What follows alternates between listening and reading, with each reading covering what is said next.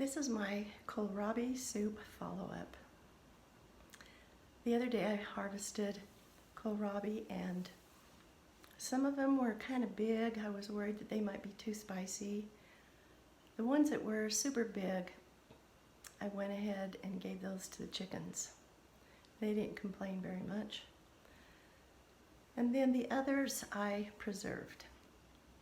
Well, the other day I made some soup and I threw in some kohlrabi chunks, some kale, some summer squash, onion, potatoes, and chicken, and some herbs, and a few spices. And then I cooked it up. Oh, it smelled so good cooking. And I had a bowl. It was spicy.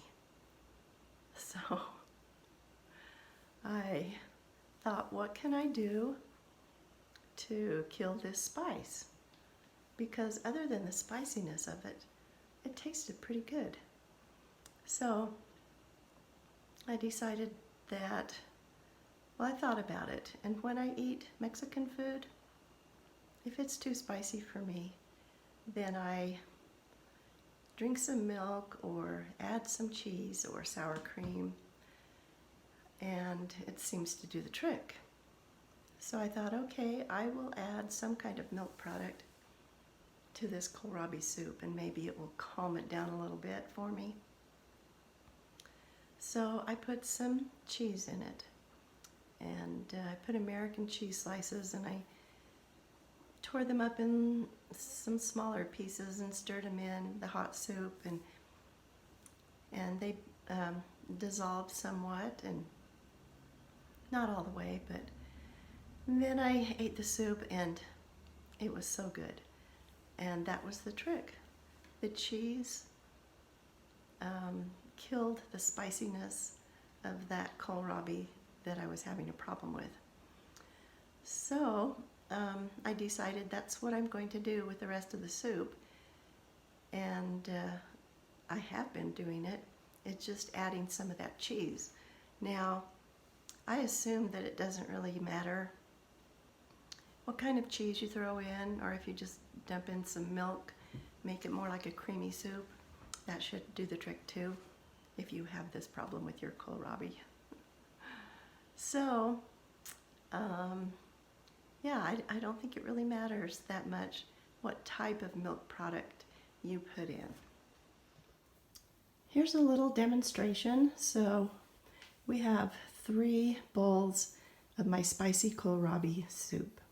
So in the first one, we will just put some pieces of the American cheese,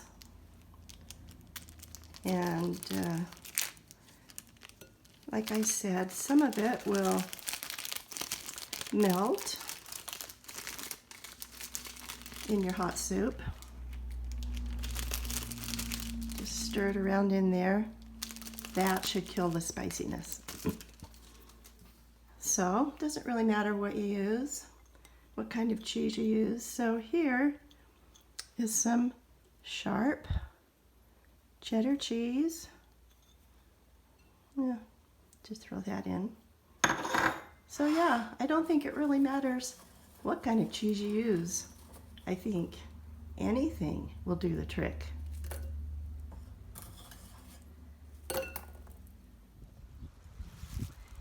The onions have been sitting out on the lawn for probably about 4 days now, longer than I thought I was going to leave them. I don't know, 4 or 5 days maybe. And we haven't had any rain. It's just been nice and dry. So they've been able to dry, their stems have been able to dry. And so I'm going to cut off the stems and maybe brush off a little bit of the dirt. I don't know, maybe not. And put them in a box that will be stored downstairs in my basement. It's a pretty good harvest. We will get a lot of good out of these. So here we go.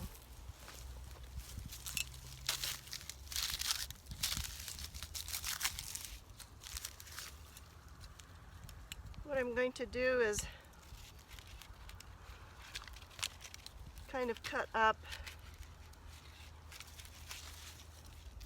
the stems a little, because I'm going to throw them in the compost pile. And the smaller the items are that you put in your compost pile, the faster they will decompose. The faster they will turn into compost. Some of them are pretty easy. I can just pull off the stems and don't have to do any cutting. Yeah, kind of like that one.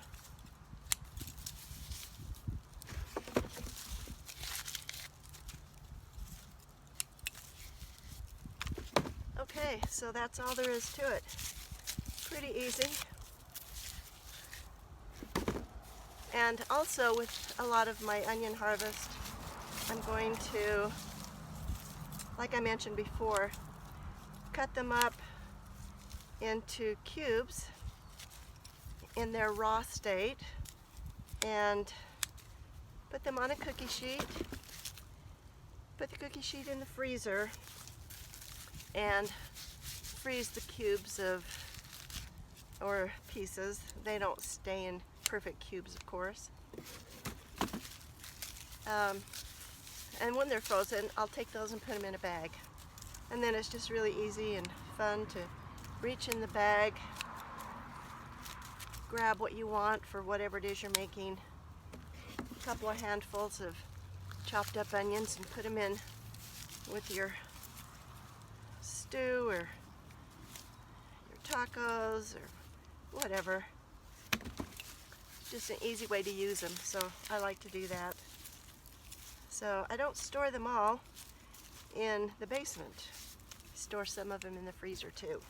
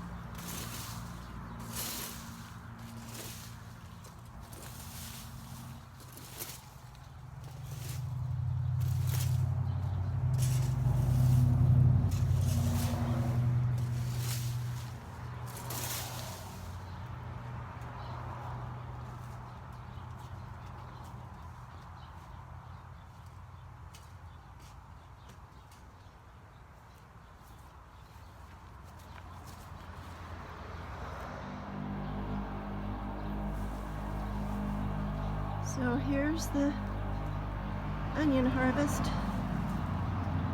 3 good-sized boxes full of onions.